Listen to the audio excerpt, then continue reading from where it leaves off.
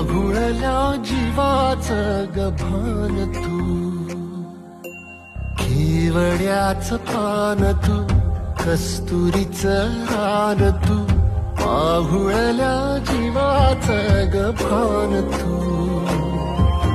सागराची हाज तू, कालावरलाज तू, आतुरल्या डोळ्याचं सपान तू,